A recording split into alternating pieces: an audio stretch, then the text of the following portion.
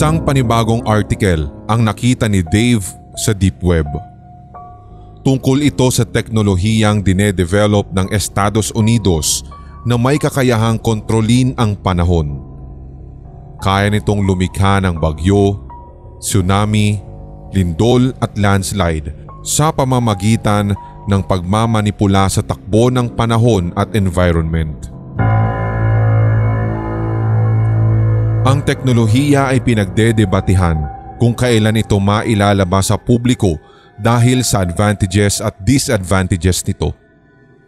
Ang advantage ay maaari nilang gamitin ng makina para pigilan ang mga sakunang kadalasan ay nagdudulot ng labis na perwisyo sa sangkatauhan gaya ng matinding bagyo, lindol at pagkasira ng kalikasan. Ngunit sa kabilang banda, maaari din itong gamitin para lumikha ng mga sakuna upang mabawasan at makontrol ang tamang dami ng populasyon sa mundo. Dahil sa dumadaming bilang ng tao, nagiging overcrowded na ang mundo at kapag ito'y nagpatuloy pa sa pagdami, tiyak makukulangan ng resources ang Earth para suplayan ang mga pangangailangan ng mga ito. Kailangang maibalanse ang populasyon ng mundo upang makayanan nito ang walang hanggang pangangailangan ng tao sa mga pangunahing resources gaya ng tubig, langis, lupa at oxygen. Iyon ang nakalagay sa artikulong nabasa ni Dave. Wala naman siyang pakialam kung tunay ba ito o hindi. Basta't makakita lamang siya ng kakaibang paksa na huhugot sa kanyang interes, lalong-lalo na patungkol sa mga tao, ay kakagatin niya para ma-feature sa YouTube channel niya. Isang YouTube narrator si Dave at siya ang may-ari ng knowledge channel na Deep Web Secret Files. Ang nilalaman ng kanyang channel ay mga bagay na napupulot niya sa Deep Web at dinadala sa Surface Web para maipakita sa mga tao. Naniniwala kasi siya na hindi lahat ng tao ay may kaalaman para ma-access ang malalim na bahagi ng internet na tinatawag ng marami bilang Deep Web o Dark Web. Kaya rin niya pinut up ang naturang channel para maibahagi sa mga ito ang mga bagay na kanyang pwedeng makita pa sa Deep Web. Pagkatapos mabasa ang article, ay isinalin niya ito sa wikang Tagalog at hinaluan ng sarili niyang paliwanag at opinyon. Inilagay rin niya sa ilalim ang website kung saan niya ito nakuha, pati ang onion link ng naturang article. Sinave niya ito sa isang document sa kanyang laptop para maisaboses niya mamayang gabi. Nakatatlong files nga siya ng araw na iyon. Isang file na lang ang kailangan niya para makumpleto na ang 4 na Deep Web files. Bawat linggo ay kumukuha siya ng 4 na Deep Web related videos at articles upang gawing content sa kanyang channel. Ini-edit niya ito sa sarili niyang paraan at hinahaluan ang sariling opinyon para mas humaba yung length ng video at umabot sa 10 hanggang 15 minutos. Mabenta naman sa mga viewers ang content niya dahil marami rin sa mga Pinoy ang curious at uhaw na uhaw sa ganong klaseng mga topic lalo na kung galing sa Deep Web. Isang onion link ang nakita niya na naglalaman ng iba't ibang litrato na may matitinding backstory. Isang litrato ng 2 batang nakatingin sa kamera habang ang isa ay may hawak na ulo ng matandang babae. Ayon sa description ng larawan, kinunan daw ito noong 1950s at ang 2 bata ay pinaniniwala ang binubugbog at pinagmamalupitan ng sarili nilang ina. Ilang beses sinubukang tumakas ng 2 ngunit palagi silang nahuhuli at nilulunod sa matinding pagmamaltrato ng sarili nilang ina. Nang makahanap ng pagkakataon, Nagkasundo ang dalawang magkapatid para patayin ang kanilang sariling ina. Gamit ang palakol ay pinugutan nila ito ng ulo at nagpalitrato pa sa isang photographer bilang remembrance sa ginawa nilang paghihiganti sa kalupitan ng kanilang ina. Ang pangalawang larawan naman na nakita ni Dave ay tungkol sa isang public place kung saan maraming tao ang paparito at paparoon. Sa bandang gilid ng larawan ay makikita ang isang lalaking may hawak na iPhone at nakatutok sa kabilang tenga nito na tila may kausap. Ayon sa description, kinunan daw ang litratong iyon noong 1920s. Mga panahong hindi pa advance ang technology para magkaroon ng iPhone o Apple products ang mga tao. Kaya gayon na lamang ang paghihinala na isang time traveler ang naturang lalaki sa litrato na may hawak na iPhone noong 1920s. Isa pang litrato ang umagaw sa atensyon niya. Tungkol naman ito sa isang bote na naglalaman ng durog-durog na katawan ng sanggol. Sabi sa description, isang ina raw ang nagsilang ng patay na sanggol dahil sa komplikasyon sa kalusugan. Hindi raw nito matanggap ang pagkamatay ng anak kaya nang makauwi ay kinatay ito ng ina. Dinurog-durog hanggang sa magkasya sa isang bote. Isang linggo raw na dinasalan at inalaya ng ritual ang boteng iyon at pagkatapos ay kinain pa ng babae ang laman nun. Isa raw itong makalumang paniniwala noong 1930 sa China na kapag namatayan ng sanggol ang isang ina, kailangan daw nila itong durugin at ilagay sa bote ng isang linggo. Pagkatapos ay dapat nila itong kainin para muling tumubo ang bata sa sinapupunan ng ina at muli siyang makapagsilang ng sanggol. Sa loob-loob ni Dave ay tila hindi ka panipaniwala ang mga backstory sa larawan. Hindi rin niya tiyak kung iyon ba talaga ang tunay na kwento sa likod ng mga ito. O baka naman, ginawan na lamang ito ng mga nakakatakot na backstory lalong-lalo na ng mga writers ng description na may malilikot na imahinasyon. Gayunpaman, nakuha pa rin ng mga litratong ito ang interest niya kaya isinali pa rin niya ito sa listahan ng kanyang magiging content lalong-lalo sa susunod na linggo. Hindi na rin mahalaga para sa kanya kung totoo ba o hindi ang kwento. Ang mahalaga ay kumikita siya ng malaki gamit ang mga naturang content. Pera lang naman talaga ang habol niya sa mga ito. Kahit minsan ay nag-aaway-away pa sa comment section ng mga viewers kung may katotohanan ba ang ibang video na inilalabas niya ay hindi na niya pinapakialaman. Basta't para sa kanya, the more na dudumugin ng mga viewers at kritiko ang content niya, mas maraming income ang kikitain niya.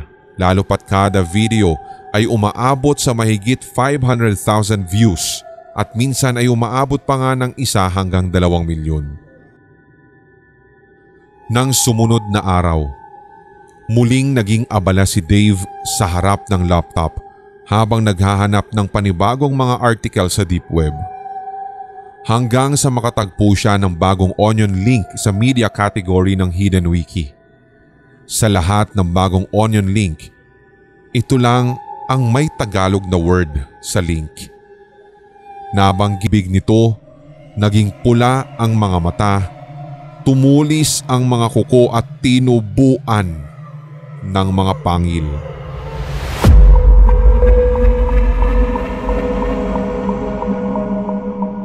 Ang lalaki ay unti-unting naging mabangis na hayop na may pakpak. Naging isang nilalang na paniki ang kaanyuan pero tao ang pangangatawan. Isa itong uri ng aswang na kinatatakutan sa mga liblib na probinsya. Nagtaka si Dave at pinanood ng maigi ang video. Hindi niya matukoy kung tunay nga ba ito o edited lang. Sa lawak ba naman ng internet, Marami rin ang gumagawa ng gimmick dito at nililin lang ang mga tao gamit ang kanilang editing skills sa pagmamanipula ng picture at video. Pero sa video na iyon, nahirapan siyang tukuyin kung ito'y edited lamang ba o tunay. Naisipan niyang i-download na rin ang video para maidagdag sa content niya. Isang video muli ang pinanood niya. Makikita roon ang grupo ng malalaking bulas na asong itim, pula ang mga mata at matatalim ang mga pangil. Nakakulong sila sa isang morgue habang nilalapa ang mga bangkay na naroroon. Kakaiba ang pagngasab ng mga asong yun. Lumilikha rin ng kakaibang mga alulong, ungol at boses. Nangangahulugan itong hindi sila pangkaraniwang aso lamang. Isa rin silang mga aswang na may kakayahang mag-anyong hayop gaya ng aso, pusa o kaya naman ay baboy. Sa pangatlong video naman, makikita naman doon ang isang lalaking may alagang sigbin sa bahay niya. Ang sigbin ay nakatago pa sa isang malaking jar. Ikwento ng lalaki sa video na kada linggo ay nandudukot daw siya ng mga batang pulubi para dalhin sa bahay nila at yun ang ipakakain niya sa alagang sigbin. Makikita roon kung paano nito tadtarin ang katawan ng mga bata at pagkatapos ay dadalhin sa bodega. Isasama niya roon ang jar at papakawala ng sigbin upang ipakain ang mga huli niyang bata. Sa ganoong paraan daw ay sobra-sobrang swerte ang naibibigay nito sa kanya. Nakapagpatayo na nga siya ng bahay at nakapagpundar na rin ng 3 sasakyan dahil dito. Ganoon daw katindi magbigay ng swerte ang mga sigbin kapag pinakain ng sariwang katawan ng tao. Hindi maiwasang mangilabot ni Dave sa mga napanood. Hindi siya makatiyak kung gimmick pa rin ba ang mga ito o may bahid na talaga ng katotohanan. Aktual kasi talagang ipinapakita sa video ang tunay na itsura ng mga aswang. Pati ang paraan kung paano sila nagpapalit ng anyo at kung paano nila kainin hanggang sa maubos ang katawan ng isang tao. Gayunpaman, isinave pa rin niya ang mga iyon para maisali sa mga contest na gagawin niya. Siguradong mas dudumugin ito ng mga manonood, lalo na't usong-uso pa naman sa horror community sa YouTube ang mga kwento at paksa tungkol sa aswang. Maraming mga channel na palaging ganito ang inilalabas na content. Mas malakas daw kasi ang hatak sa views kapag aswang ang nilalaman ng video.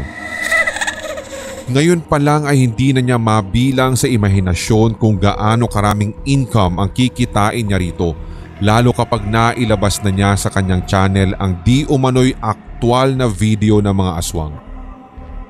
Nang pagmasdan niya ang kabuuan ng kanyang screen, doon lang niya napansin ang pag-ilaw ng flash sa camera nito. Nagulat tuloy siya. Nangangahulugan kasi itong active ang camera niya kapag umilaw ang flash nito.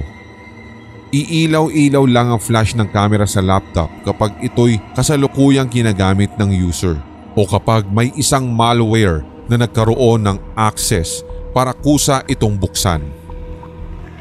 Dahil hindi naman niya ginagamit ang camera, natitiyak niyang malware ang may kagagawa nito. Kinabahan siya at napatayo ng kinauupuan.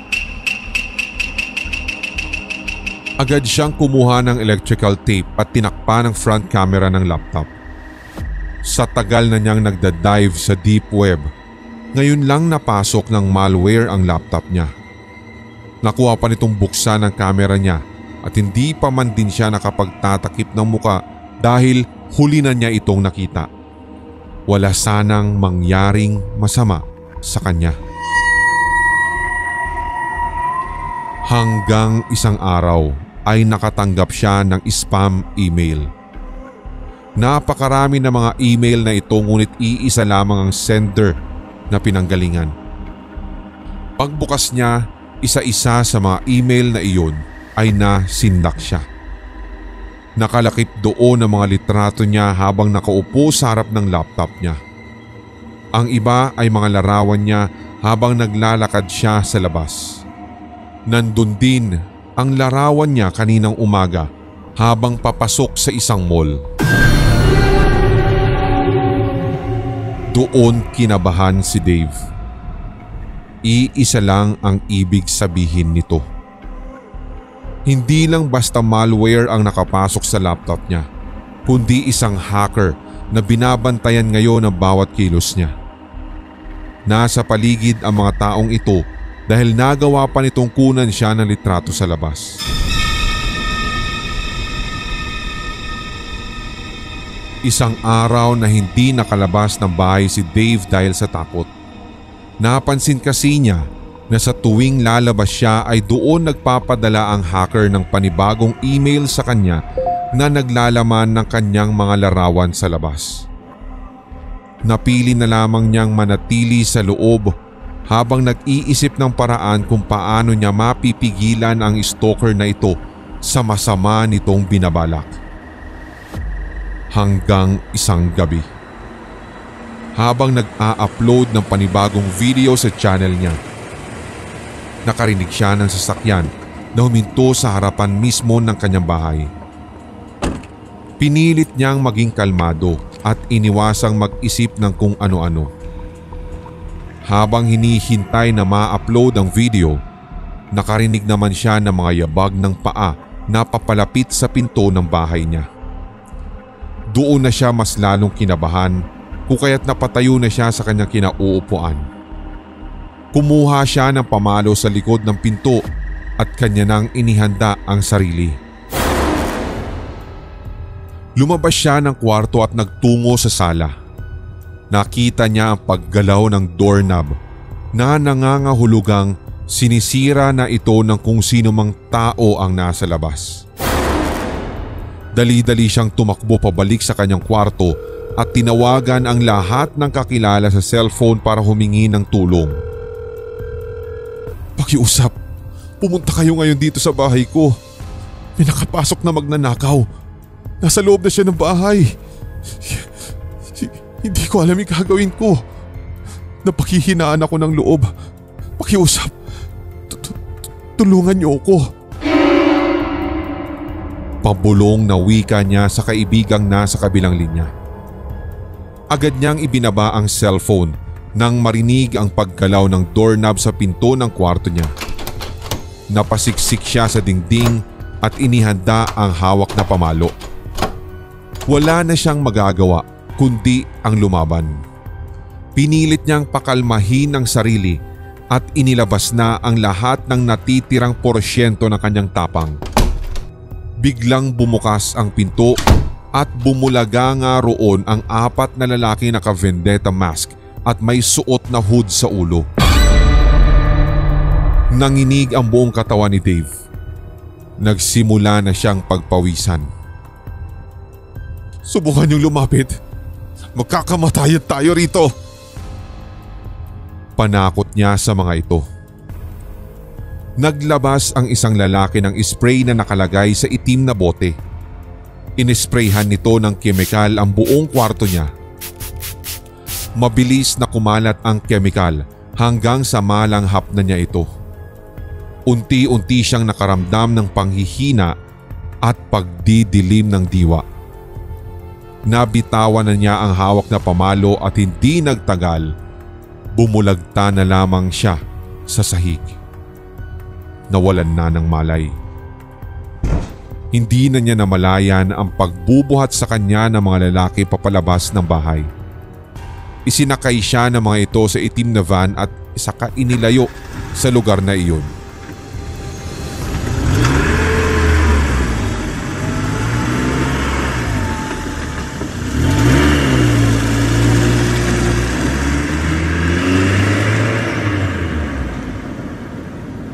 Kinabukasan, naglabas ng panibagong video ang website ng Aswang Chronicle sa Deep Web. Makikita naman sa video ang grupo ng malalaking mga aso na pinagpipistahang kainin ang tinadtad na katawan ng isang lalaki sa bathtub na umaapaw sa pulang likido. Ito'y walang iba kundi si Dave.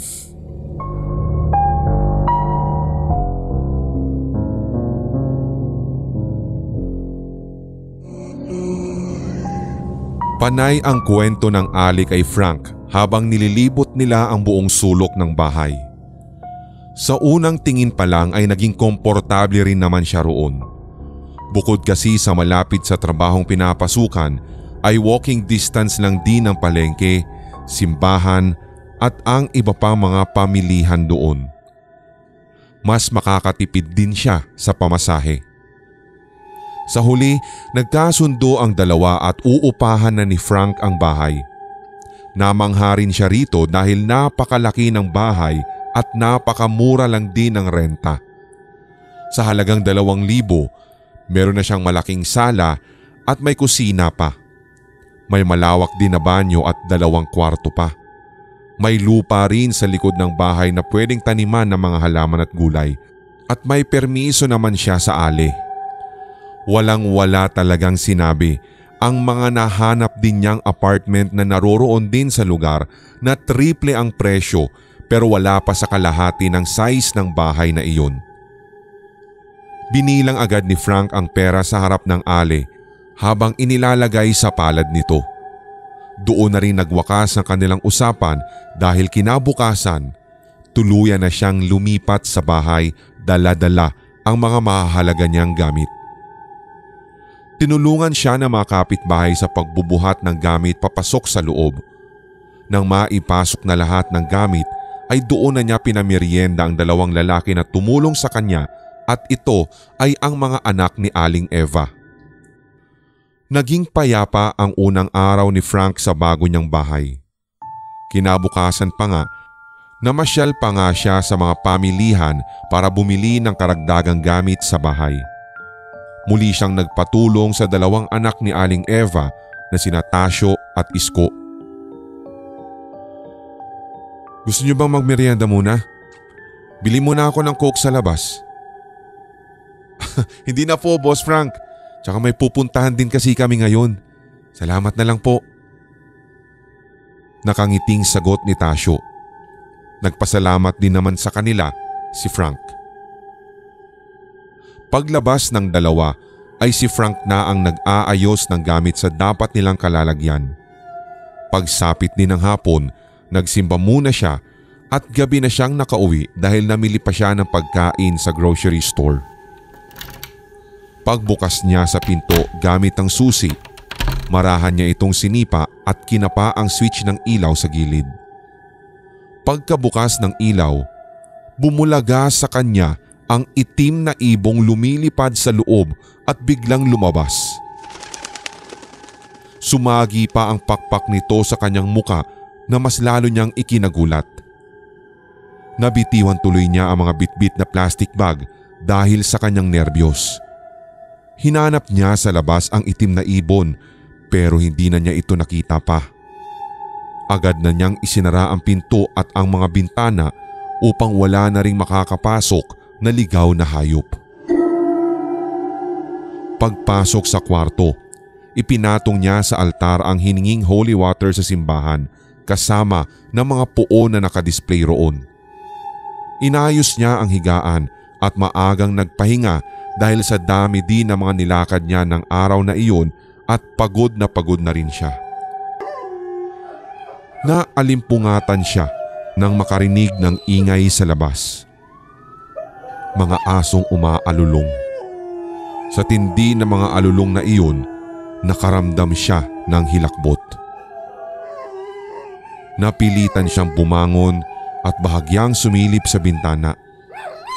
Nakita niya sa harap ng kanyang bahay ang 2 asong itim na malalaki ang katawan, mapupula ang mga mata at kitang-kita din ang mga nakalabas nitong mapuputi ngunit matatalim na pangil. Sa katabing puno ay nakasabit naman ang isang nilalang na tao ang katawan pero paniki ang kaanyuan. Nakatupi pa ang mga pakpak nito at nakapatong sa dibdib ang mga kamay na animoy isang paniki na natutulog. Nakabitin. Agad sinara ni Frank ang bintana at bumalik sa higaan. Nagbalot siya ng kumot sa katawan at pinakiramdaman ang buong paligid. Hanggang sa narinig pa niya ang paglapit ng 2 aso sa kanyang bintana. Pati ang pagdungaw ng mga ito na tila gustong buksan at wasakin ang salamin ng bintana ay nadinig niya. Napausal na lamang siya ng dasal sa kanyang isipan. Hindi na maganda ang pakiramdam niya sa mga hayop na iyon. Batid niyang hindi ganoon kumilos at lumikha ng ingay ang mga pangkaraniwang mga aso. Alam niyang may kakaiba na hindi pala niya naikandado ang pinto kaninang umuwi siya. Pagtingin niya sa oras ng cellphone, lagpas 3:00 na ng madaling araw. Pinakiramdaman na naman niyang muli ang paligid.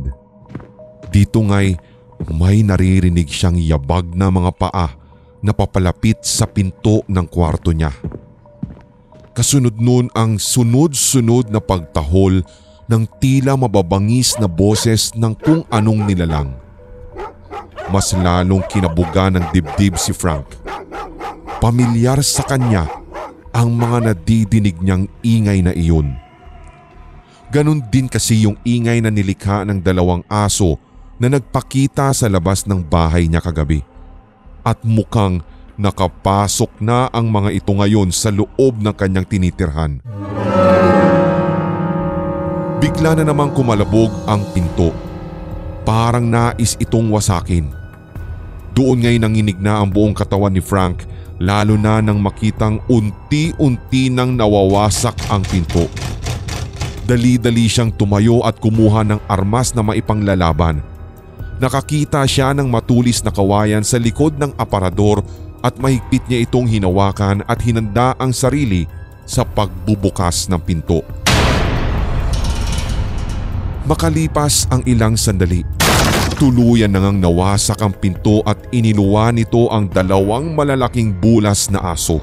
Ngunit sa pagkakataong ito, kasama nila ang isang tao na may kaanyuan ng paniki. Nagbabaga ang mga matang nakatitig sa kanya habang tumutulo pa ang malapot nilang mga laway. Hinagis niya ang matulis na kawayan at tumama ito sa ulo ng taong paniki. Otomatikong bumagsak ito sa sahig at nangisay. Nagpakawala ng malakas na tahol ang 2 aso at akmang lumundag patungo sa kanya. Mabilis siyang nakaiwas at sumampa sa kama saka mabilis na kinuha ang holy water sa altar.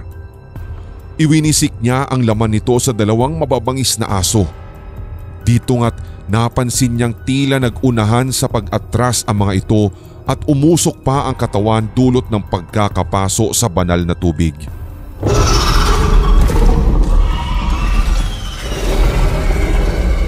Ngunit panandalian lamang ang epekto nun. Hindi nagtagal, muling nagwala ang mga aso at ngayon ay lumundag na sa kanya. Sa pagkakataong iyon, tinanggal na niya ang takip ng bote at ibinuhos ang natitirang laman ng benditadong tubig. Tumama naman iyon sa mukha ng 2 aso at muli na naman silang napaatras habang umuusok sa pagkapaso ang kanilang mga mukha. Sinubukang lagpasan ni Frank ang mga ito, ngunit bago pa man siya makalabas ng kwarto ay lumundag na sa likod niya ang isang aso at agad siyang kinagat sa kanang balikat. Ang isang aso naman ay kumagat naman sa kaliwang binti niya. Nagsisigaw siya sa sobrang sakit at sinubukang humingi ng saklolo. Hindi na rin niya alam ang gagawin at ubos na ang holy water na ipinanglaban niya sa mga ito, ngunit hindi man lang natuluyan ang 2 nilalang. Sa kanyang pagwawala ay aksidenteng sumagi sa switch ng ilaw ang kamay niya. Pagsabog ng liwanag sa buong kwarto ay siyang pag-atungal ng 2 aso at muling napaatras. Nakita niya kung paano magwala ang mga ito dahil sa liwanag ng ilaw. Masyadong maliwanag ang ilaw na binili niya para sa kwarto at sapat upang mairita ang masasamang elemento dahil sensitibo sila sa liwanag. Akmang tatakas na siya nang biglang gumalaw ang taong paniki sa kanyang paanan at humawak ito sa kanyang paa.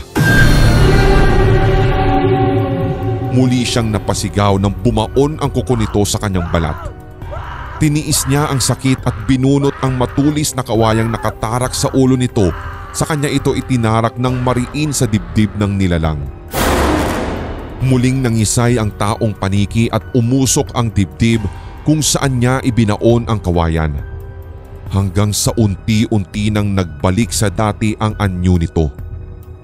Ganoon na lamang ang pagkasindak ni Frank nang masilaya ng dugo ang katawan ni Aling Eva na kanina'y isang taong paniki.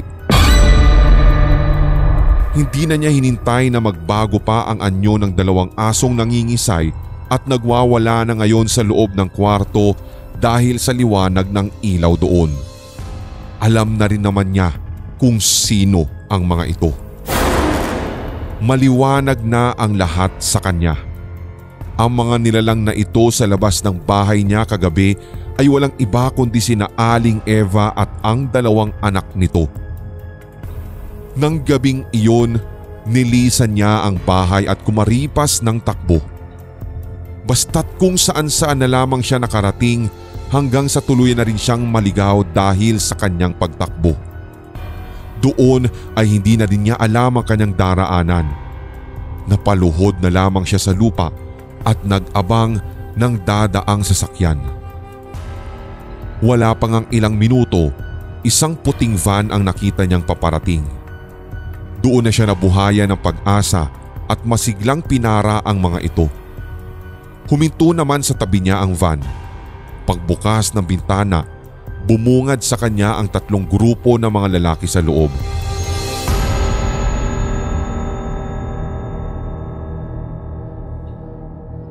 "Boss, sasakay ka ba?" Tanong sa kanya ng lalaki. "Oo, tulungan niyo ako. Gusto ko makalayo rito." Takot na takot ang tinig na sagot ni Frank. Mabuti na lamang at busilak ang kalooban ng grupo kaya pinayagan siyang makasakay. Paulit-ulit siyang nagpasalamat sa mga ito hanggang sa maikwento na niya ang tunay na nangyari sa kanya kanina. "Ano ka mo? Inatake ka ng 3 aswang?" Tanong ng lalaking nagmamaneho. "Oo, mga kapitbahay ko sila. Sila yung may-ari ng bahay na inuupahan ko.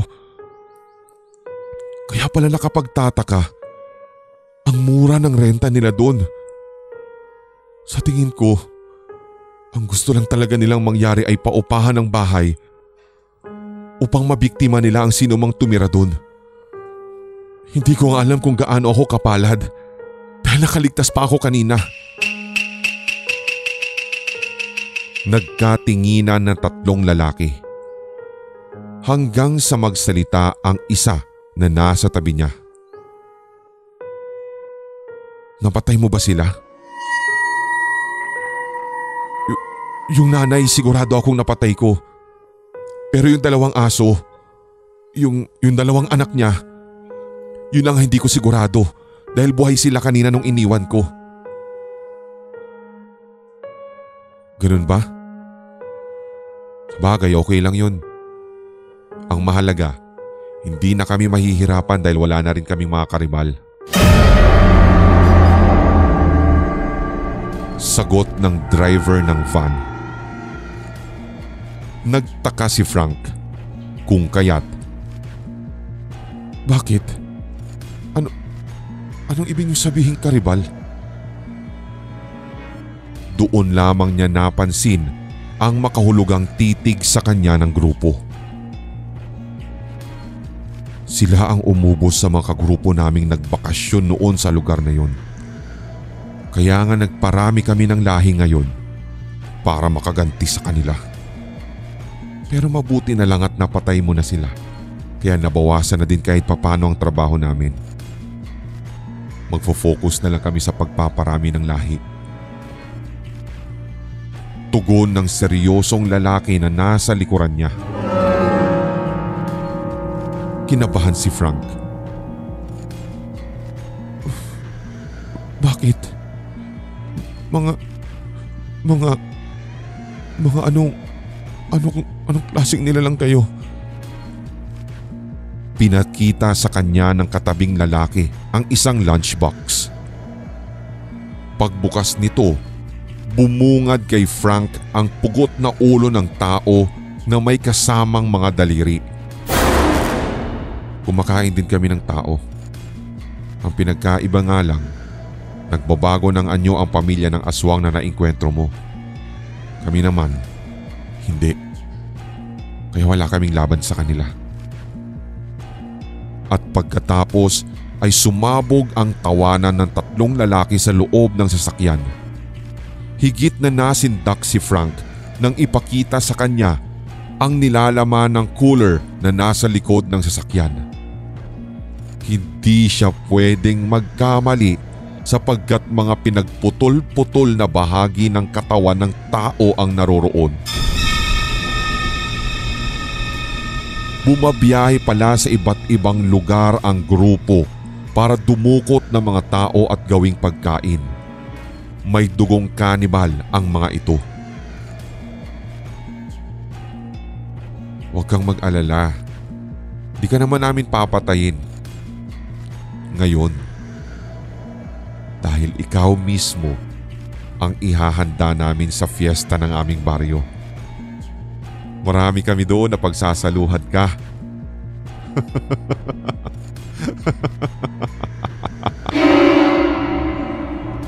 At hindi kinaya ni Frank ang takot. Nagpakawala na lamang siya ng malakas na sigaw. Ngunit iyon na ang huli niyang sigaw. Sapagkat kahit kailan ay hindi na siya makakasigaw pa.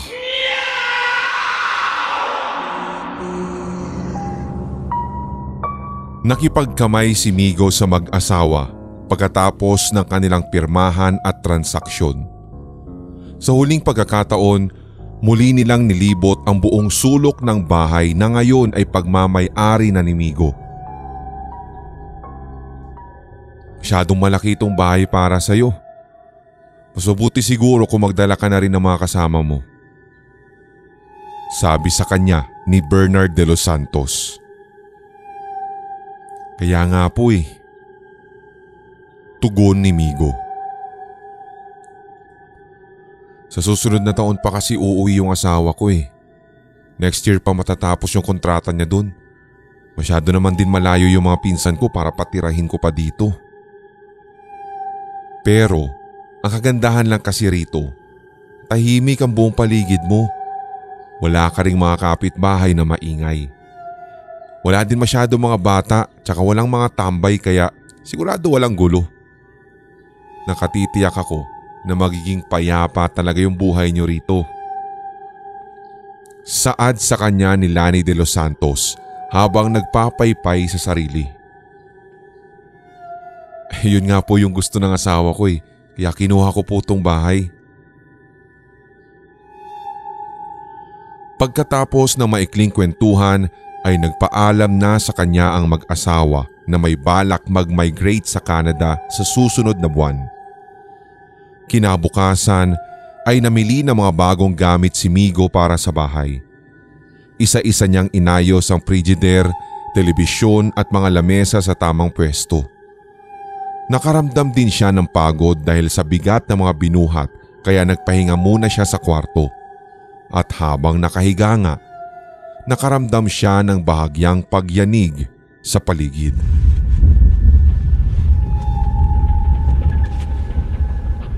Napatayo agad siya sa kama dahil parang lumindol yata. Agad din naman itong nawala kaya muli din siyang humiga. Makailang saglit pa'y nakatulugan niya ang paghiga roon. Nang magising siya ay takip silim na. may panibago siyang nararamdaman sa paligid ng sandaling iyon na para bang lumulutang siya. Pakiramdam niya'y nakasakay siya sa isang barko na dumaan sa maalon na bahagi ng dagat. Napaupo tuloy siya sa kama, kinakabahan at nakikiramdam. Nagtagal iyon na mahigit 5 minuto. Nang bumalik na nga sa normal ang paligid, saka lang niya sinilip ang cellphone niyang nakacharge sa lamesang katabi ng kama. 7:00 na pala ng gabi pero hindi pa siya kumakain. Dahil sa tinatamad na ring magluto, naisipan niyang bumili na lang ng pagkain sa labas. Pagkabalik niya sa bahay, nagulat siya nang makitang nakabukas ang padlock ng pinto. Sa pagpasok ay nakapatay naman ang ilaw at walang palatandaang may tao sa paligid. Sa kanyang isipan, paano nabuksan ang padlock na iyon kung wala namang tao at ang isa pa, nasa kanya lang ang susi. Binuksan tuloy niya lahat ng ilaw at kumuha na ng pamalo. Isa-isa niyang sinilip ang mga silid at maging yung sulok ng bahay pero wala talaga siyang nakitang tao. Lumabas pa siya at naghanap din sa mga katabing puno maging sa matataas na damo, ngunit payapa pa rin talaga yung lugar. Siya lang ang nag-iisang tao sa lupaing kinatitirikan ng kanyang tahanan. Unang araw pa lang iyon ni Migo sa bahay pero kakaiba na ang napupuna niya. Noon lang niya napagtanto kung gaano pala kahirap ang tumira ng mag-isa, lalo na sa loob ng isang malaking bahay. Bukod sa wala siyang kasama roon, malalayo rin sa kanya ang mga kapitbahay, kaya kung may mangyari man ay hindi agad siya makakahingi ng tulong. Para maibsan ang takot, tinawagan niya sa messenger ang asawa niya. Umaga na roon habang gabi naman dito sa kanya. Mahal, good morning. Anong ginagawa mo ngayon? Eto, magbibihis ako kasi nagpapasama sa grocery yung amo ko. O ikaw, kumusta ka naman dyan? Kumain ka na ba? Sagot ng babae sa kabilang linya. Eto, kakain pa lang. Kararating ko lang din kasi nag-take out na lang ako ng pagkain sa labas. Tinatamad na kasi ako magluto. Ayos lang naman yan. Mas importante kumain ka. Yan na ba yung bagong bahay natin? Ay, oo nga pala. Kalimutan ko ipakita sa'yo. Oo nga, ito na. Tingnan mo.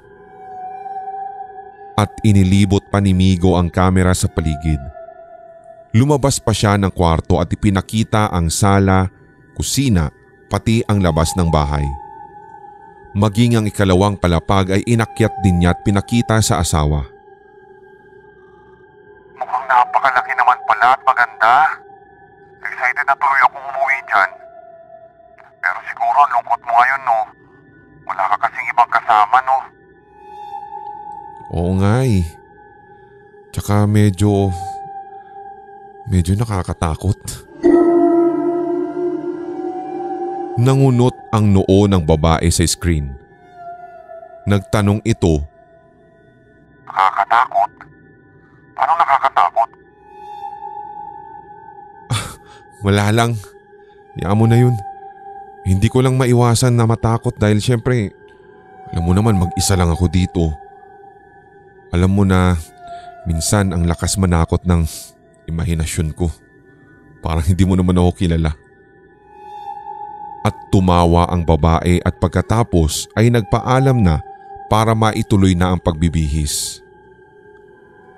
Pagkababa ni Migo sa cellphone ay dumiretso na siya sa kusina para ihanda ang pagkaing binili niya. Sa mga sumunod na araw, dito nga't marami pang napansing kakaiba si Migo na nangyari sa kanya. Pinakiramdaman niyang mabuti ang pinagmumulan ng tunog hanggang sa dalhin siya ng kanyang pandinig sa dingding. Doon mas narinig niya ang paglakas ng mga boses na nagbubulungan. Tila mga taong nasa loob ng isang seryoso at sagradong usapan. Dahil doon ay kinabahan si Migo. Wala siyang mga kapitbahay sa labas, kaya imposibleng doon nanggagaling ang mga boses. Sinubukan niyang hawakan ng dingding. Medyo dumulas dito ang palad niya. Sa kanyang isipan, tama ba ang nakapa niya? Basa ang dingding? Para bang tao na pinagpapawisan ng katawan. Nang subukan niya itong amuyin, ay halos mahilo siya dahil sa baho. Ang amoy kasi nun ay maihahalin tulad sa mga nabubulok na laman. Ura-urada siyang nagtungo sa kusina, partikular sa gawin ng lababo para maghugas ng kamay at 2 beses pa nga niyang sinabon ang kanyang mga kamay para lang mawala ng tuluyan ang amoy. Habang tumatagal, mas lalong tumitindi ang kakaibang nararamdaman niya sa bahay. Isang gabi iyon nang biglang pumutok ang saksakan ng telebisyon niya, lalo nang subukan niya pa itong isaksak. Pumutok din bigla ang adapter ng charger niya matapos niya itong isaksak sa kwarto.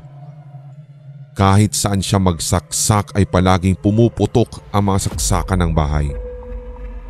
Pero hindi lang basta pumuputok. Naglalabas din ito ng kulay berdeng usok. Doon mas lalong kinabahan si Migo. Hindi din niya maiwasan na sumagi sa isipan niya kung may maligno ba sa bahay na ito. Parang napapaisip tuloy siya kung dapat ba niyang balikan ang mag-asawang nagbenta nito sa kanya. Nagtungo siya sa kwarto at dinampot ang cellphone sa lamesa. Tinawagan niya ang contact number ng mag-asawa at agad namang sumagot ang mga ito. Si Bernard de los Santos ang nakausap niya. Hello? Sir? Sir, si Migo po ito. Pwede ko po ba kayo makausap tungkol dito sa bahay?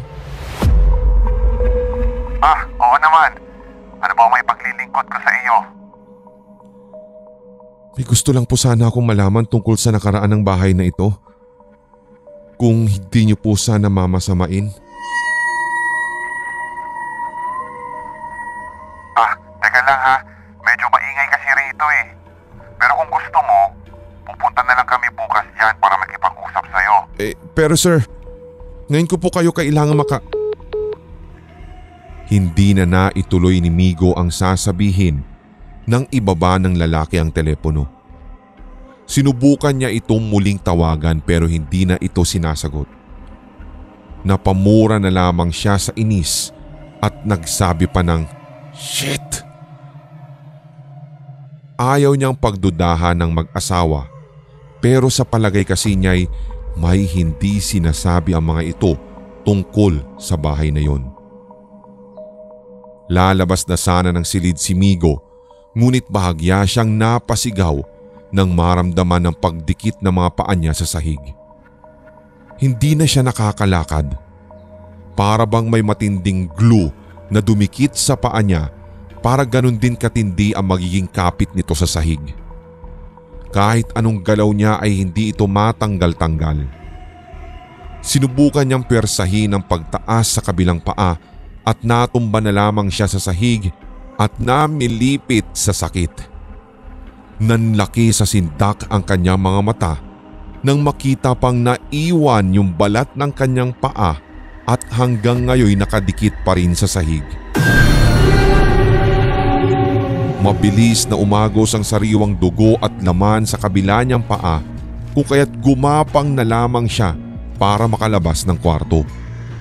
Ngunit sa paglabas niya, biglang yumanig ang buong paligid. Kasunod noon ang biglang pagputok ng mga saksakan sa buong bahay at sabay-sabay na naglabas ang mga ito ng berdeng usok.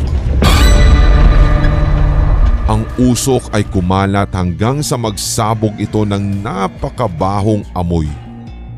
Halos bumaligtad ang sikmura ni Migo dahil sa tindi ng amoy na yun. Binilisan niya ang paggapang para makalabas ng bahay. Subalit nagulat siya sa mga sumunod na nangyari. Biglang kumalampag ang lahat ng mga pinto at bintana sa bahay hanggang sa isa-isang magsara ang mga ito at kinandado ang sarili. Nakita rin niya kung paano tinanggal ng pinto ang nakasabit na padlock dito. Ibig nang maluha ni Migo sa mga nangyayari. Kahit alam niyang walang mga kapitbahay sa labas, ay patuloy ang ginagawa niyang pagsigaw ng ubod lakas. Humihingi siya ng tulong. Ayaw niyang mamatay ng mag-isa sa bahay na iyon. Kahit namimilipit sa sakit dahil sa kabilang paa, sinubukan pa rin niyang tumayo para tumakas. Humawak na lamang siya sa mga dingding upang makalakad. Subalit, hindi niya inaasahan na madidikit din ang mga palad niya sa dingding. Bigla din siyang nakaramdam ng pagkapaso hanggang sa makita niyang umusok ang kanyang mga kamay at unti-unti itong nalulusaw. Lalo pang lumakas ang sigaw niya at dooy tuluyang pumatak ang mga luha niya. Lalo nang makita ang mga dingding na naglabas ng pulang likido na nanggaling sa kisame. Para siyang binuhusan ng asido sa kamay. Lumitaw pa ang buto niya sa tindi ng pagkakalusaw. Kasunod nun, ang biglang pagdating ng mga boses sa paligid. Higit na iyong malakas sa pandinig niya. Nakabibingi ang mga boses na hindi niya alam kung anong wika ang binibitawan. Pakiramdam niya ay sasabog ang tenga niya sa lakas ng mga tinig. Higit na lumakas ang paglindol sa paligid hanggang sa bumigay ang kisame at bubong.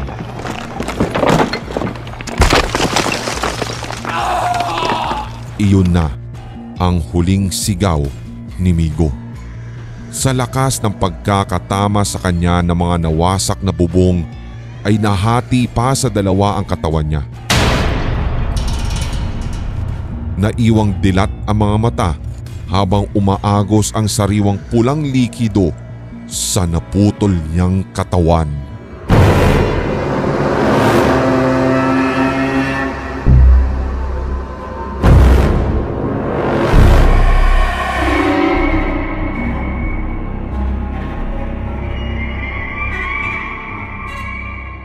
Kinabukasan, nagbalik ang mag-asawang Bernard at Lani sa bahay.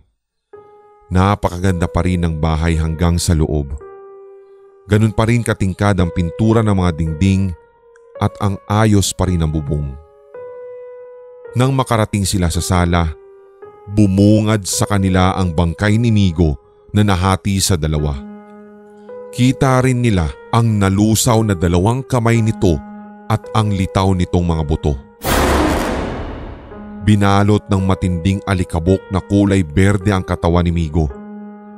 Kitang-kita rin ang natanggal na balat sa kabilang paa niya. Nagkatinginan lang ang mag-asawa at parehong nagtaas ng kilay.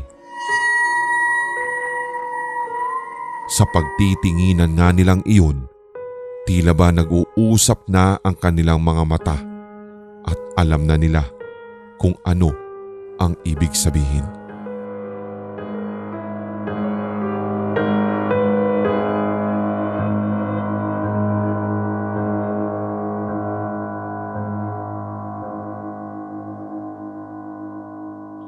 Pagkalipas ng ilang buwan, balik sa dating gawi ang mag-asawa. Kaharap ni Bernard ang computer habang gumagawa ng mga pekeng dokumento at titulo. Kausap naman ni Lani sa cellphone ng bagong kliyente na pagbebentahan nila ng bahay. Ang bahay na may buhay. Ang bahay na pumapatay. Iyon ang nagsisilbing modus ng mag-asawa para kumita ng malaking halaga gamit ang madilim at malagim na paraan.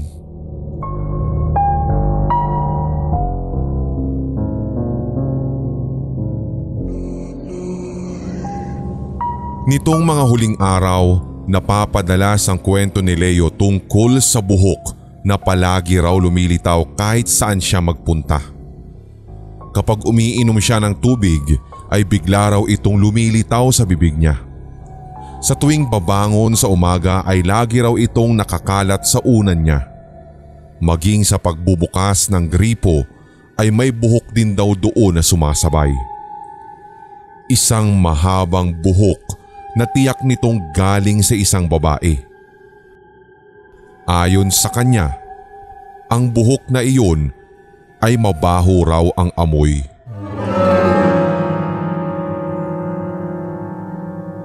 Baka naman pinipeste lang ng kung anong hayop yung bahay mo kaya ganun. Wika ng hindi pa rin kumbinsidong si Patrick.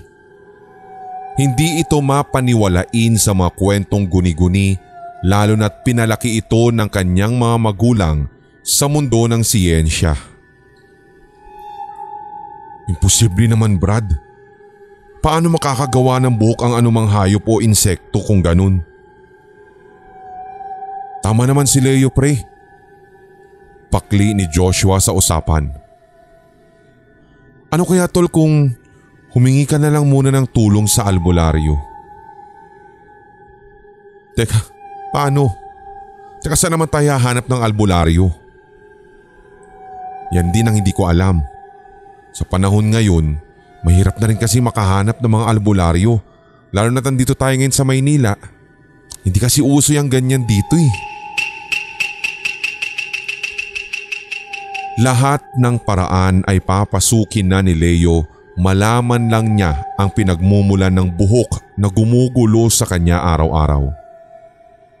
Lumipas ang ilang araw ay walang nahanap na albularyo ang tatlo. Nang magkita-kita ay pare-pareho silang mukhang bigo. Sorry Brad, wala talaga kaming mahanap eh. Wika ni Patrick sa lalaki. Subukan mo kayong lumapit sa manghuhula. Doon sa Quiapo marami. Suwestyon ni Joshua. Sige, subukan ko. Pero sasamahan niyo ba ako? Yun lang, may pasok kasi ako ngayon sa trabaho eh. Baka si Patrick na lang ba gustong sumama sa'yo. Agad umatras si Patrick at sabi, Naku, wag ako. May pupuntahan din kasi ako ngayon. Hindi rin ako pwede. Palusot niya para hindi lang makasama. Wala talaga siyang interes sa mga paksang paranormal. Sa huli, si Leo na lang ang mag-isang bumiyahe sa Quiapo para magpahula.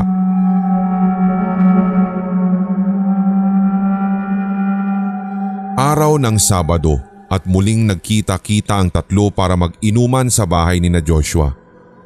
Tuwing weekend ay gawain na talaga nilang uminom. Pambungad na tanong ni Joshua. Anong balita sa pagpapahula mo, Brad? Wala. Matipid na sagot ni Leo. Halatang ayaw nitong pag-usapan ng tungkol dun. Pero nagpumilit si Joshua at muling nagtanong, Anong wala? Hindi ka ba natuloy o ano? Brad, ayoko muna pag-usapan kung pwede. Siguradong alam nyo rin yung tungkol dito. Ano nga kasi yun? Bakit ayaw mo kasing sabihin? Paano ka naman din namin matutulungan kung ganyan ka? Basta hindi na bale. Uminom na lang tayo. May naisip na akong paraan para tuldukan yung problema ko. At dahil talagang ayaw ibahagi ni Leo ang sinabi sa kanya ng manghuhula, ay hindi na rin nangulit pa ang dalawang kaibigan. Hating gabi na nang makauwi si Leo. Bagamat languna sa alak ay tuwid pa rin naman ang isip at nakakakilos ng maayos. Habang naghihilamos ay may nakapasya sa kanya muka. Pagdilat niya sa harap ng salamin Nabitiwan ni Leo ang cellphone dahil sa labis na hilakbot. Ang katawan kasi ng babaeng iyon ay agnas na. Ang mukha nito ay natatakpan ng napakahaba nitong buhok na may buhay pa. Bago pa siya makagawa ng aksyon, pumulupot na ang buhok sa kanyang paanan. Hinila siya nito hanggang sa siya'y madapa. Doon nagsisigaw si Leo. Kahit mag-isa lang sa bahay ay nagawa pa niyang humingi ng saklolo gawa ng kawalan ng pag-asa. Gustuhin man niyang magdasal pero hindi pwede. Dahil alam niya sa sarili niya na walang makikinig sa kanyang dasal. Para siyang baboy na kinakatay ang sigaw nang bumalot pa sa buong katawan niya ang makapal na buhok.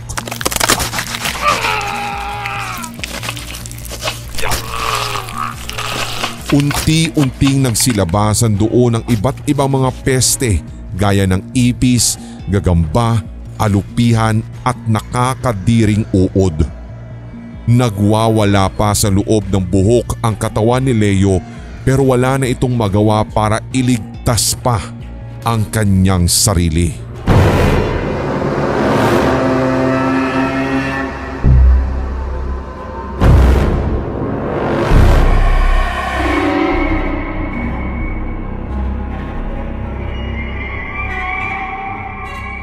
Parehong nagulat sina Joshua at Patrick nang mabalitaan ang pagkamatay ng kaibigang si Leo.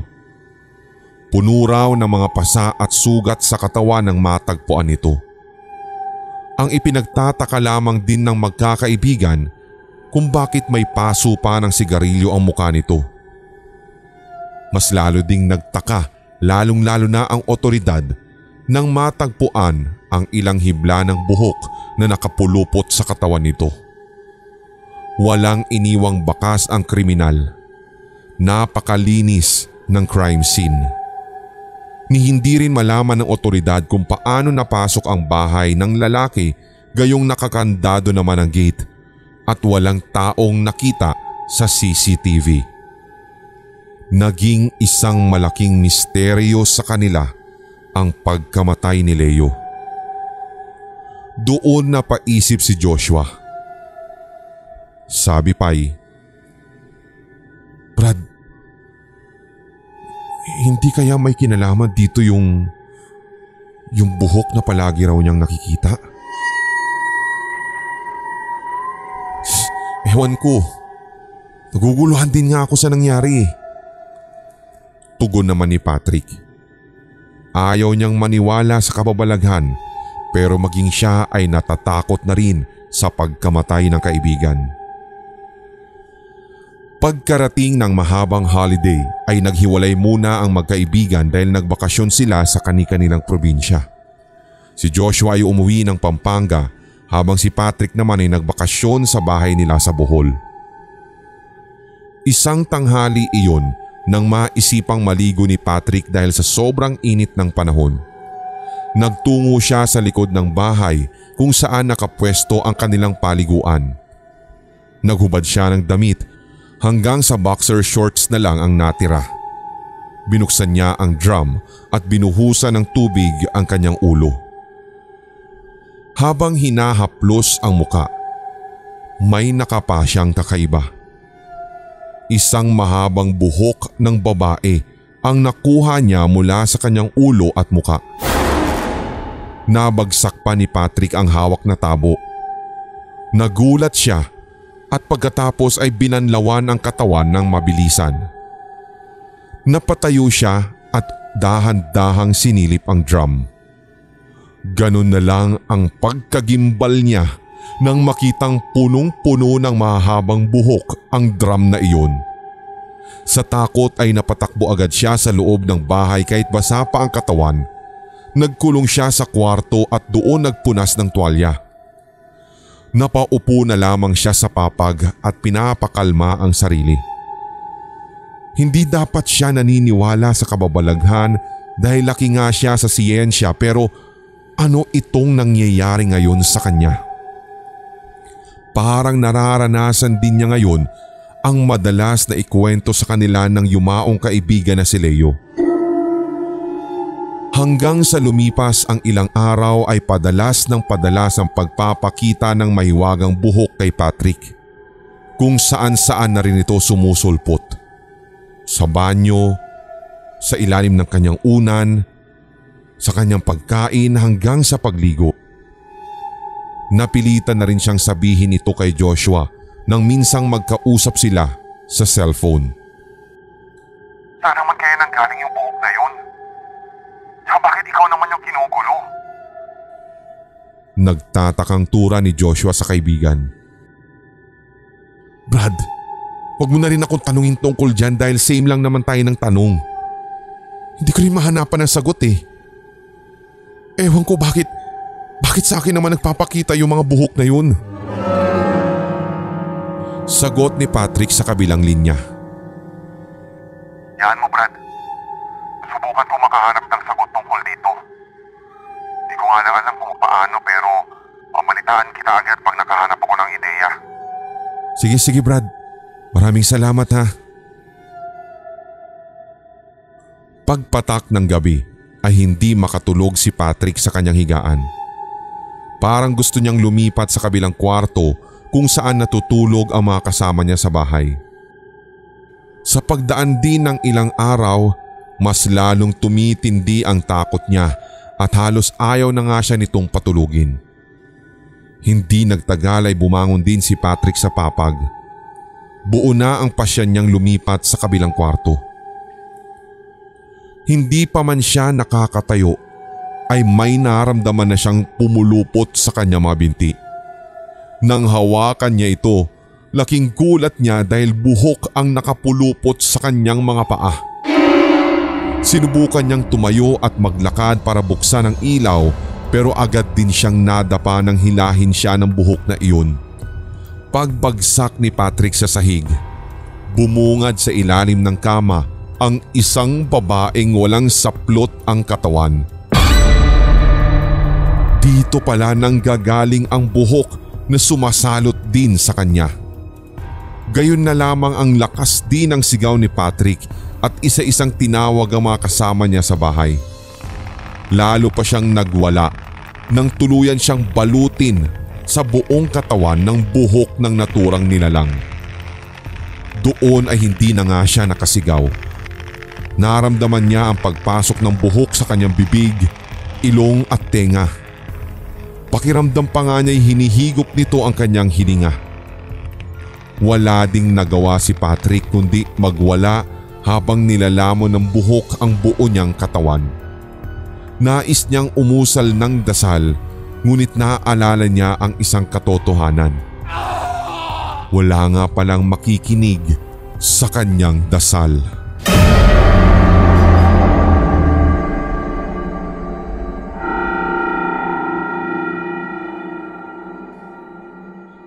Kinabukasan, natagpo ang patay si Patrick sa kanyang kwarto. Tadtad ng pasa at sugat ang katawan. May mga paso din ng sigarilyo sa muka. May mga buhok ding nakabalot sa leeg at sa kanyang braso. Agad na nakarating kay Joshua ang balitang iyon. Maging siya ay nanlaki ang mga mata sa litratong ipinadala sa kanya ng mga kaanak ni Patrick. Nakita niya roon ang kalunos-lunos na sinapit ng kanyang kaibigan, lalo ang bangkay nito. Pati na rin ang mga buhok na nakapulupot sa katawan nito. Binalot na naman ng pagtataka si Joshua kung saan nagmumula ang buhok na pumatay sa dalawa niyang kaibigan. Naisipan niyang harapin ang laptop para manaliksik ng sagot, ngunit pagpasok niya sa silid, tumambad ang mahabang buhok na nakakalat na ngayon sa kama niya. Napaatras si Joshua at mabilis na kumabog ang kanyang dibdib. Habol ang hiningang lumabas siya ng bahay habang nanginginig ang kanyang katawan. Ano ang ibig sabihin ng nakita niya? Bakit sa kanya naman na ngayon nagpapakita ang mahiwagang buhok? Mahina ang loob ni Joshua pagdating sa kababalaghan. Hindi siya ngayon makapasok sa sariling bahay dahil wala din siyang kasama. Nasa trabaho pa ang asawa niya at hating gabi rin kung umuwi ang kapatid niyang nagtatrabaho sa isang call center. Nasa harap lang siya ng bahay habang naghihintay sa mga kasama. Habang nakatambay sa labas, bigla siyang nakarinig ng sutsot mula sa bintana na bukas at ito ay yung nasa kanyang kwarto. Pag-angat ng kanyang ulo, tumambad ang babaeng walang saplot sa katawan, agnas ang balat at may kagimbal-gimbal na anyo. Isang anyo na tila nilunod sa matinding karahasan. Tumindi ang pagkabog ng dibdib ni Joshua.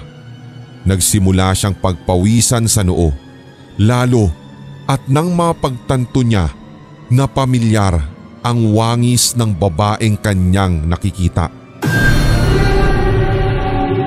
Kung hindi siya nagkakamali, ito si Magda. Ang dalagitang pinagsamantalahan at binaboy nila noon kasama ang dalawang kaibigan niyang sina Leo at Patrick. Ito ang babaeng may taglay na kagandahan ngunit na pagkakamalang salot at mangkukulam dahil sa mahaba nitong buhok na hindi ipinapagupit.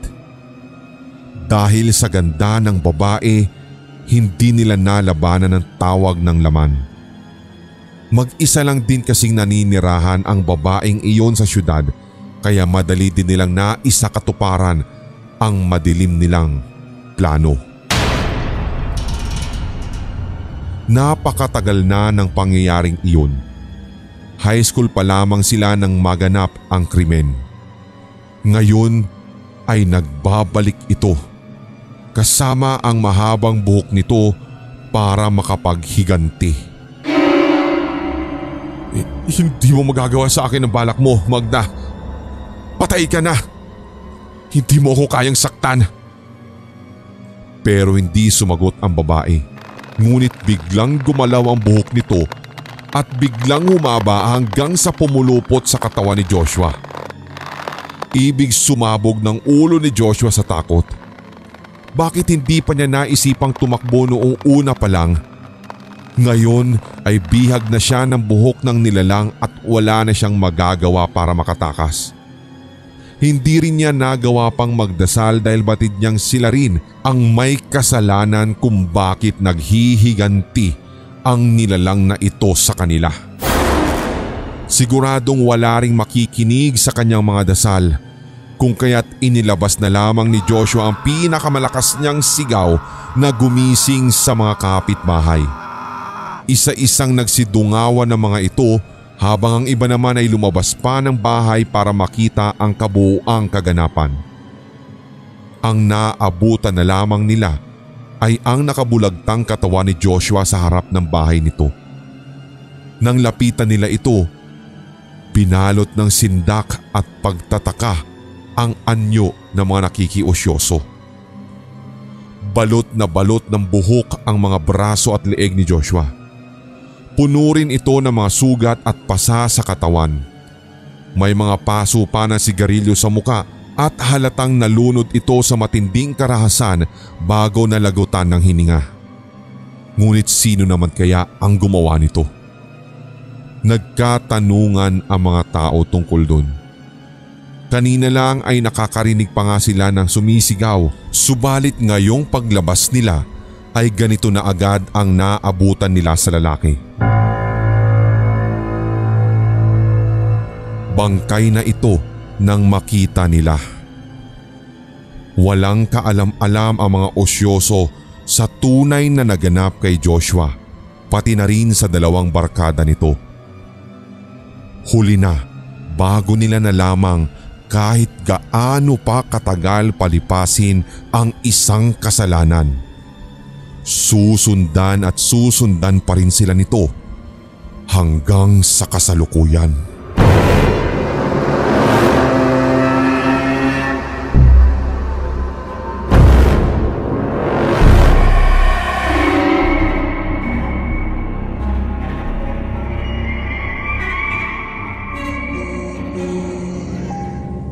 Babad sa initan ang mga batang lansangan habang namumulot ng basura. Sa landfill na iyon ng Barangay Kapisanto, naglalagi ang mga nangangalakal para mamulot ng basura o hindi naman kaya'y maghanap ng makakain. Gabundok ang mga basurang itinatapon doon araw-araw. Doon din ang bagsakan ng mga sirang gamit na mamahalin ang halaga. Pero sa pagkakataong iyon, hindi sirang gamit ang hinahanap ng batang si Muyok kundi pagkain. Kagabi pa siya walang kain matapos mabugbog na naman ng lasing na amahin. Isang kapirasong hamburger na nilalangaw ang nakita niya. Alam niyang kahit dinapuan na ng mikrobyo ito, hindi siya nagdalawang isip na kainin ito. Hirap na sila sa buhay at sanay na rin naman siyang kumain ng marurumi. Pagkaubos ni Muyok sa burger ay naghanap pa muli siya ng makakain. Kung saan saang sulok na siya sumiksik at halos lumubog na ang kalahating katawan sa lalim ng mga basura. Nagulat na lamang siya nang biglang may humawak sa kanyang paa. Sinubukan niyang magwala at tumakas pero hinila lamang siya nito pailalim. Wala nang nakakita sa bata. Abala ang lahat sa pamumulot ng basura. Nang sumunod na araw, kabilang na si Muyok sa mga missing person na nakapaskil sa pader.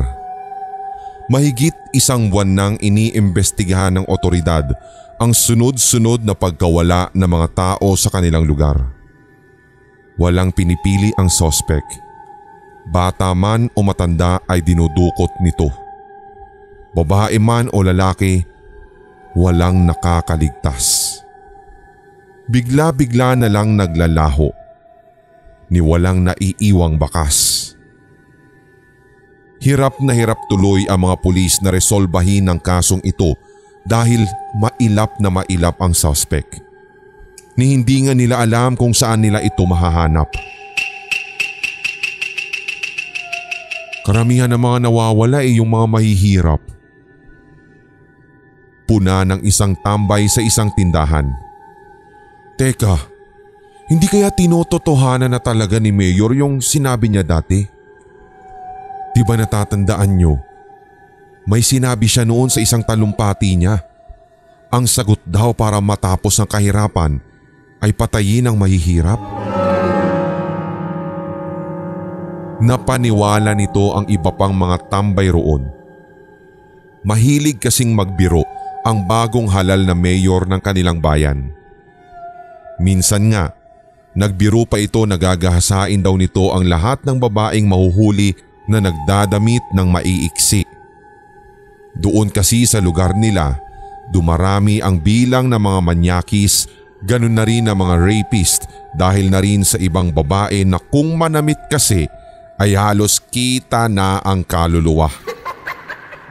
Ang pinakahuling biro naman ng mayor ay ipapapatay raw nito ang mahihirap para matuldukan ang kahirapan sa kanilang lugar.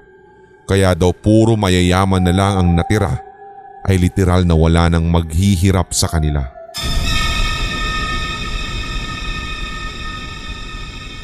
Ang birong ito ay inalmahan ng ilang mga residente sapagkat hindi daw ito magandang biro.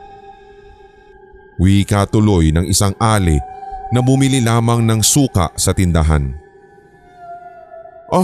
Subukan lang niyang ipapatay tayo no. Baka nakakalimutan niya.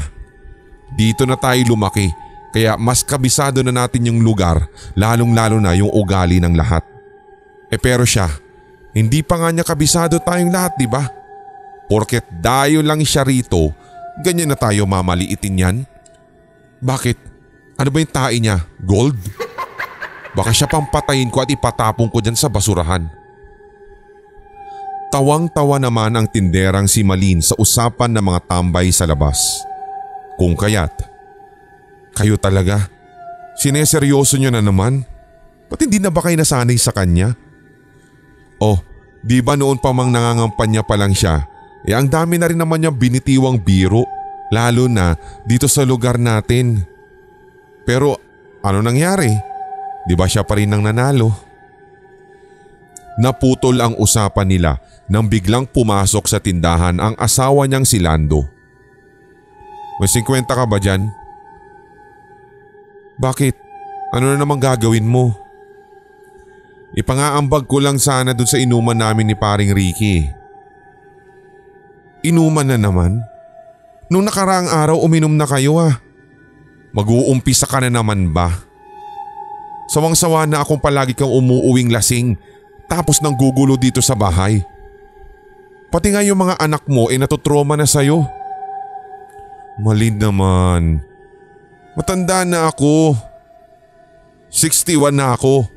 Tapos kung pagbawalan mo ay kala mo teenager lang ako.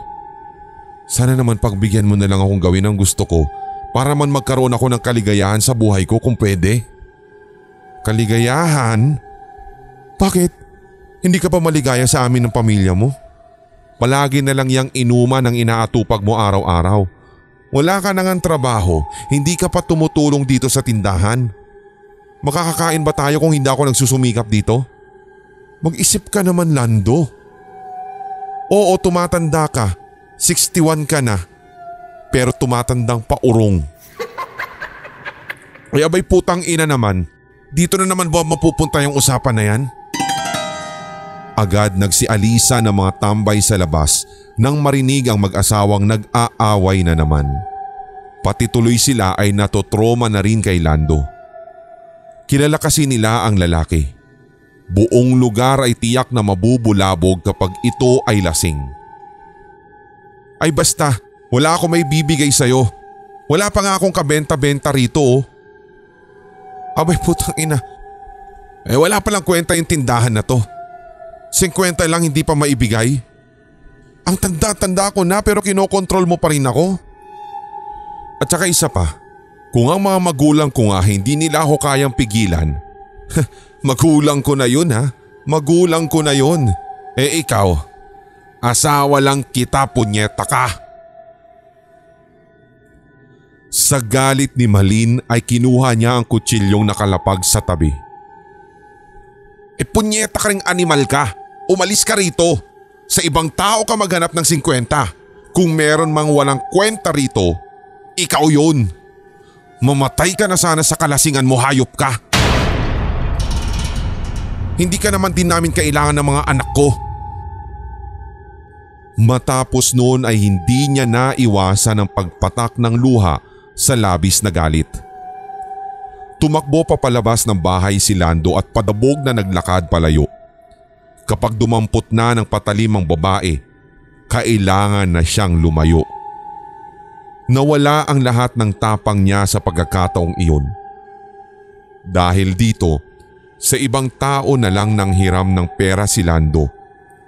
Buti na lang at nakahiram siya sa pinsang nakatira sa kabilang barangay.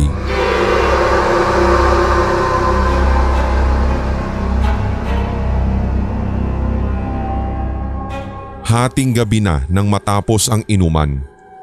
Mag-isang naglalakad pa uwi si Lando habang pasuray-suray sa daan.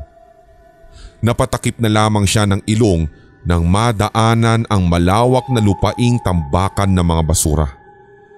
Tuwing sasapit ang gabi ay laging ganoon ang amoy nun. Nangangamoy ng matitindi. Halo-halo, nakakabaligtad ng sikmura. No choice naman si Lando sapagkat wala siyang ibang madaraanan.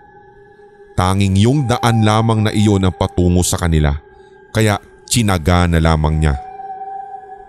Sa kanyang paglalakad ay nakarinig siya ng ingay sa bundok ng mga basura kung kaya't napalingon siya roon. Nakiramdam din siya sa paligid. Sa pakiwari niya'y parang hindi lang siya ang tao roon. Hindi nawawala ang ingay. Papalapit pa nga ito ng papalapit sa kanya. Hanggang sa bigla na lamang siyang inatake ng mga lumilipad na ipis. Hindi niya alam kung saan nagmula ang mga ito at hindi na rin napigilan ni Lando ang pagdapo ng mga ipis sa iba't ibang bahagi ng kanyang katawan Yung iba pa nga'y pumasok sa loob ng damit niya. Nadapa siya sa labis na pagwawala at nagpagulong-gulong sa lupa hanggang sa makarating siya sa lupa ng mga basura. Pagdilat niya doon, isang malaking bulas na nilalang ang tumambad sa kanyang harapan. Nakaluwa ang mapupulang mga mata nito at nakalitaw sa malaking bibig ang nagtutulisan nitong pangil.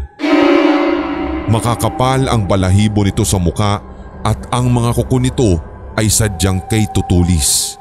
Ang katawan nito ay nababalutan ng mga basurang tila nakadikit sa balat nito. Doon na pamulagat sa sindak si Lando. Bago pa siya makagawa ng aksyon, bumaon na sa dibdib niya ang kamay ng halimaw. Napaawang ang bibig niya at inapawan iyon ng sariwang pulang likido. Pag-angat ng kamay ng halimaw, hawak-hawak na nito ang puso ng lalaki na tumitibok-tibok pa. Agad ay isinubo ng halimaw sa malaki nitong bibig ang puso ni Lando at pagkatapos ay hinila ang bangkay ng lalaki sa kailaliman ng bulubundukin ng basura. Sa hindi kalayuan, isang lalaki naman ang gulat na gulat dahil sa kanyang nasaksihan kung paano pinatay si Lando.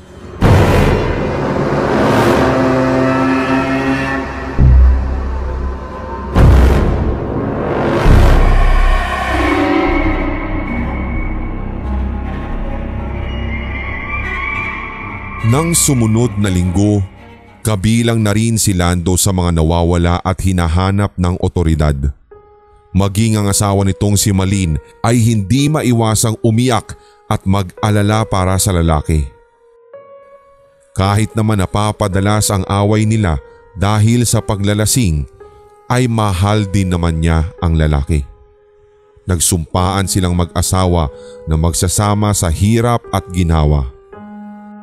Muli na namang pinag-usapan sa harap ng tindahan ni Malin ang bagong kaso ng mga nawawalang tao. Sino naman kaya ang nandudukot ng tao rito? Abay, mantakin mo yun. Pati na si Lando na siyang kilalang pinakasiga dito sa lugar natin ay nabiktima rin niya. Isang payat na lalaki ang biglang sumingit din sa usapan at sabi, "Ako. Kilala ko ang dumukot sa kanya." Nagulat ang lahat sa revelasyon na iyon ng lalaking bigla na lamang pumunta sa tindahan at nakisingit sa usapan. Sabay-sabay tuloy silang nagtanong ng, "Sino ka ba? At anong alam mo?" "Nakita ko ang nangyari kay Lando noong gabi bago po siya mawala. May pumatay sa kanya." Biglang napatayo sa kinauupuan si Malin at inilapit ang ulo sa bintana ng tindahan. "Anong sinasabi mong pumatay? Bakit? Anong nangyari sa asawa ko?" "Hindi ko alam kung maniniwala kayo sa akin. Pero hindi tao ang pumatay sa kanya. Basta hindi ko maipaliwanag. Basta hindi siya tao. Lumitaw lang siya doon sa tambakan ng mga basura at doon niya dinala si Lando." Basurang iyon ay hindi nila makikita ang mga taong matagal nang nawawala sa lugar nila. Doon lang pala ito dinala sa kailaliman ng mga basura, pero lahat ay patay na. Putol-putol pa ang mga katawan. Dahil dito, muling tinanong ng mga pulis ang lalaking nakakita sa pagkamatay ni Lando. "Anong klaseng nilalang ang nakita mong pumatay kay Lando? At saka, saan mo siya huling nakita?" "Dito rin po. Dito ko nakitang lumabas yung halimaw. Para po siyang mabangis na hayop. Pero pang tao yung katawan. Tapos ang dami-dami po niyang mga basurang nakadikit sa katawan niya. Basta para po siyang taong basura." "Anong oras mo nakita yung nilalang na sinasabi mo?" Mga 12:00 na po ng hating gabi. Yun din po yung eksaktong oras na naabutan ko si Lando na pauwi sa kanila. Nasa likuran nga lang po niya ako dahil pauwi na rin po sana ako. Pagpatak ng gabi, binalikan ng mga pulis ang naturang lugar para hulihin sa akto ang halimaw na sinasabi ng nagtip sa kanila. Medyo nahirapan pa sila dahil malalim ang ibang bahagi ng lupa kaya hindi sila makalakad ng maayos. Naglibot sila sa gitna ng mga basura habang iginagala ang flashlight sa paligid. Mahigit 1 oras na silang paikot-ikot doon pero wala pa ring halimaw na nagpapakita. Sabi tuloy ng isang pulis, "Pre, sigurado ka ba sa sinasabi ng lalaking yun? Baka mamaya ikapapahamak lang natin tong ginagawa natin ha. Tapos baka gimmick lang pala lahat ng sinasabi niya. Basta maghanap pa tayo. Hindi pa naman din natin nadadaanan tong buong basurahan. Tsaka mukhang nagsasabi naman ng totoo yung lalaki." Nahinto ang pag-uusap nila nang magsisigaw ang isa sa kanilang kasamahan at biglang lumubog sa ilalim ng basura. Agad inilabas ng mga pulis ang kanilang armas at lumapit sa bahagi kung saan lumubog ang kanilang kasama. Ilang sandali pa, biglang may ulo na tumilapon doon at nagpaikot-ikot pa sa ere hanggang sa muling bumagsak sa lupa. Gayon na lamang ang pagkasindak ng lahat. Ulo kasi iyon ng kasamahan nilang pulis. Di nagtagal, bigla ring umahon sa harapan nila ang dambuhalang halimaw na punong-puno ng mga basura sa katawan. Sinakal nito ang isang pulis at iniangat ang katawan sa ere. Pagbagsak ng katawan ng pulis sa lupa ay wala na rin itong ulo. Naiwan ito sa kamay ng mabangis na halimaw. Sinubukan itong paputukan ng baril pero naubos na lang ang bala ng isang pulis ay hindi man lang natinag o nadaplisan ang halimaw.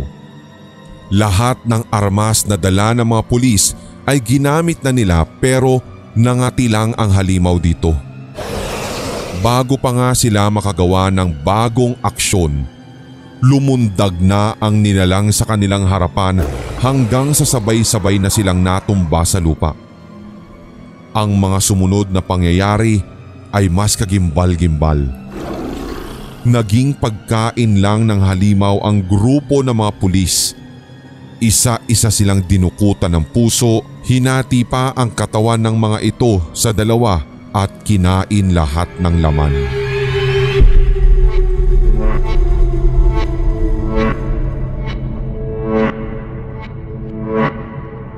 Nakarating kinabukasan kay Mayor Dravino Blanco ang nangyari sa mga pulis na pinatay umano ng halimaw na namumugad sa landfill ng Barangay Kapisanto.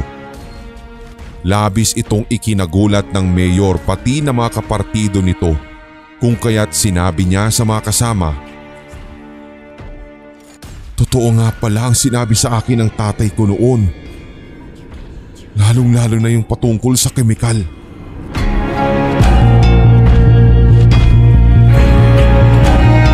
Nang mahalal siyang mayor sa nasabing lugar, ipinatapon niya sa landfill ang kemikal na inimbento ng ama niyang scientist sa pag-aakalang wala na itong silbi. Ayon sa ama niya, noong nabubuhay pa, ang kemikal daw na iyon ay may kakayahang lumikha ng panibagong uri ng nilalang, lalo kapag naibuhos ito sa lupa. Ang magiging anyo ng nilalang ay depende sa kung ano ang itsura ng environment nito kung saan nahulog. Iyon marahil ang dahilan kaya nagkaroon ng halimaw sa kanilang landfill na kumikitil ngayon sa buhay ng marami, lalo na sa mga nangangalakal doon. Tanong ng isang kapartido nito, "Ano nang plano natin, Mayor? Kung alam ko lang, hindi ko na sana itinapon ang chemical na yun doon. Iyon pa naman ang kahuli-hulihang imbensyon ng ama ko bago siya tuluyang mamaalam. Hindi natin sisirain ang tahanan ng halimaw. Tama. Huwag nating gagalawin ang tahanan ng halimaw na yun. Gagamitin na lang natin ito para ubusin ang mahihirap dito sa ating bayan. Seseryosohin ko na ang biro ko noon na ipapapatay ko ang lahat ng mahihirap. Kapag wala nang mahirap, edi wala na ring maghihirap.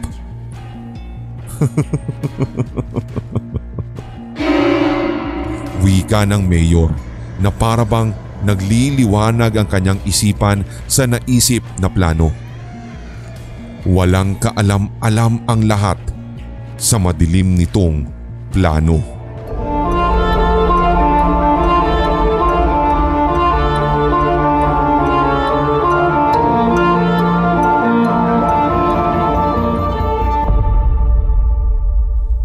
Samantala, nagtulong-tulong ang mga tao sa barangay Kapisanto para sunugin ang buong landfill. Hindi na nila hihintayin na ubusin pa sila ng salot na namumugad doon. Ang dapat sa basura ay sinusunog kagaya ng halimaw na sumasalot ngayon sa kanilang lugar, at dapat talaga dito ay sinusunog din. Ngunit sa laki ng landfill ay hindi na iwasan ang pagkalat ng apoy maging sa iba pang panig ng lugar. Doon biglang nagsisihan ng mga tao. Sino ba kasi ang nagpasimulo na sunugin ang bundok ng mga basura dito? Pati bahay namin nadamay na. Bakit kasi masyado kayo nagpapadalos-dalos sa mga desisyon ninyo? Hinayaan nyo na lang sana ang ating gobyerno para umaksyon dito. Kung kani-kanino na nila ibinabato ang sisi. Isang malaking pagkakamali ang kanilang nagawa. Hindi nila naisip ang pwedeng magiging epekto nito sa kanilang lugar kapag nasunog ang buong landfill. Bukod sa maraming kababayan ng madadamay, pati ang kalikasan ay labis ding maaapektuhan gawa ng polusyong galing sa nasusunog na mga basura, lalong-lalo na sa makapal nitong usok. Nang makarating ang grupo ni na Mayor Dravino sa barangay Kapisanto, isang kalunos-lunos na tanawin ang bumungad sa kanila. Nagliliyab na mga kabahayan, bangkay at ang nasusunog ding katawan ng halimaw.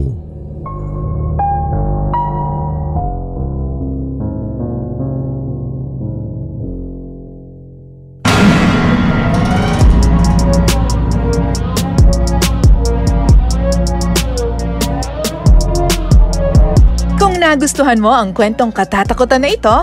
Hit like, leave a comment at i-share ang ating episode sa inyong social media. Suportahan ang ating writer sa pamamagitan ng pag-follow sa kanyang social media. Check the links sa description section. Don't forget to hit that subscribe button at ang notification bell for more Tagalog horror stories, series, and new segments. Suportahan din ang ating mga brother channels, ang Sindak Short Stories for more one-shot Tagalog horrors. Gayon din ang Hilakbot Haunted History for weekly dose of strange facts and hunting histories. Hanggang sa susunod na kwentuhan, maraming salamat mga Solid HTV Positive.